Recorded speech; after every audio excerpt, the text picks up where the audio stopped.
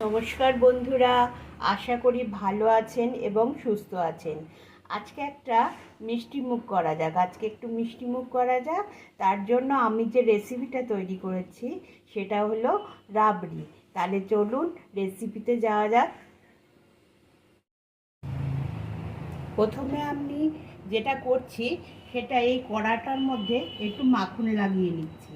মাখন লাগালে কি হবে, তাহলে এই যে রাবড়ি করতে যে সরটা পড়বে সেই সরটাও একদম কড়াইয়ের সাথে লেগে ধরবে না, আর দুধটাও লাগবে না।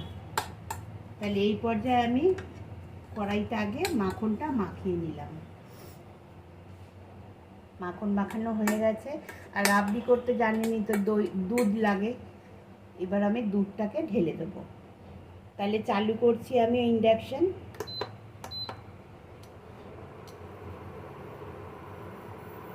আমি এখানে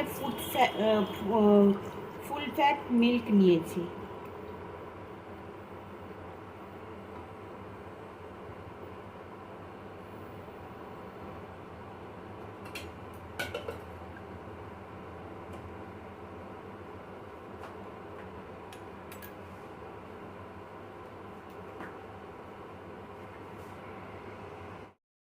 দুধটা হালকা গরম হওয়ার আগেই আমি দিয়ে দেবো এখানে 4 চামচ মতো মিল্ক পাউডার, যাতে দুধটা একটু ঘন হয়। 4 চামচ মিল্ক পাউডার আমি দিয়ে দিলাম। মিল্ক পাউডারটা যাতে লাম্পস না বাঁধে সেই জন্য এই হুইক্সটা দিয়ে আমাকে ক্রমাগত নেড়ে যেতে হবে এরকম। তাহলে মিল্ক পাউডারটা গুলে যাবে।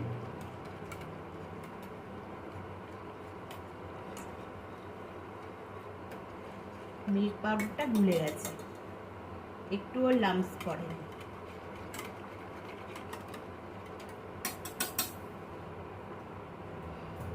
তাহলে চলুন দুধটা গরম হয়ে উতল আসুক দুধে, তারপরে আসছি 10 মিনিট পরে।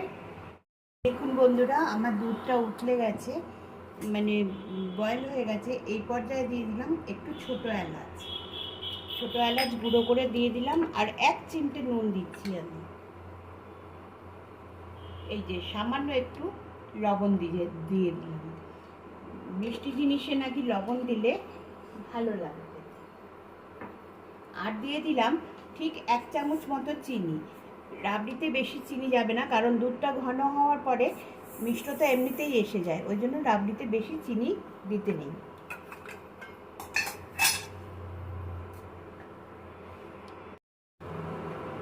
দেখুন বন্ধুরা, দুধটা ফুটছে কিন্তু এখনও কোনো সর পড়েনি।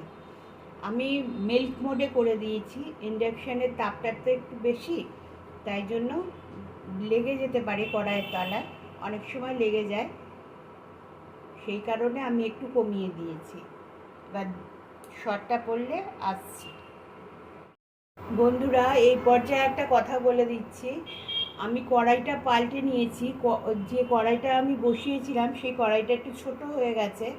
হ্যাঁ, দুধটা উতললে সারা মানে করা যাচ্ছে না, মানে রাখা যাচ্ছে না, ওই জন্য ওই কড়াইটা পাল্টে আমি নতুন কড়াই নিয়ে নিলাম। রাবড়ি করবার সময় এরকম একটা পাখা লাগবে। এই যে ওপর দিক দিয়ে হাওয়া দিচ্ছি, এই হাওয়াটাতে দুধটা মানে ওপরের দুধটা একটু ঠান্ডা হবে আর সরটা তাড়াতাড়ি পড়বে, ওই জন্য এই হাওয়াটা দিতে হয়।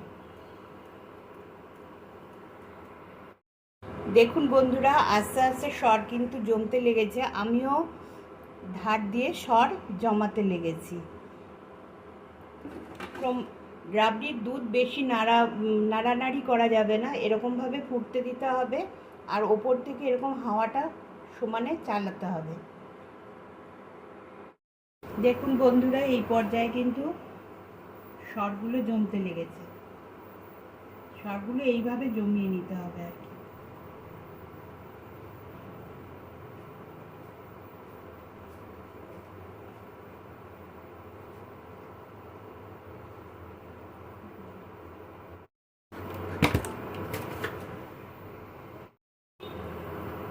দেখুন বন্ধুরা, দুধটা আস্তে আস্তে কিন্তু ঘন হয়ে আসছে।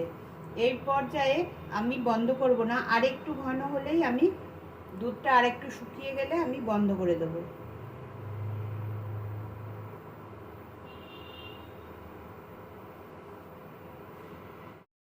এবার বন্ধুরা আমি ইন্ডাকশানটাকে বন্ধ করে দিলাম।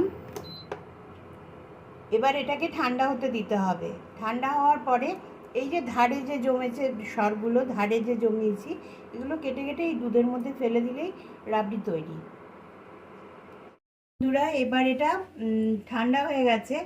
এবার এই সরগুলোকে আমি এইভাবে পিস করে করে নিচ্ছি।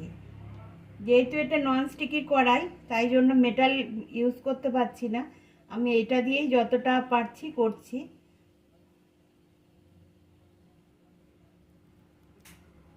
আর দুধটা দেখুন আমার একদম ক্ষীরের মতো হয়ে গেছে।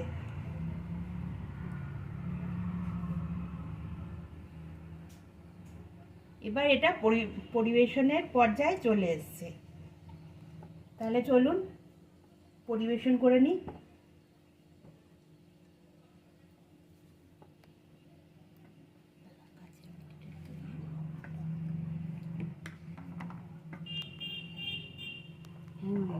রাবড়িটাকে পরিবেশন করে দিলাম।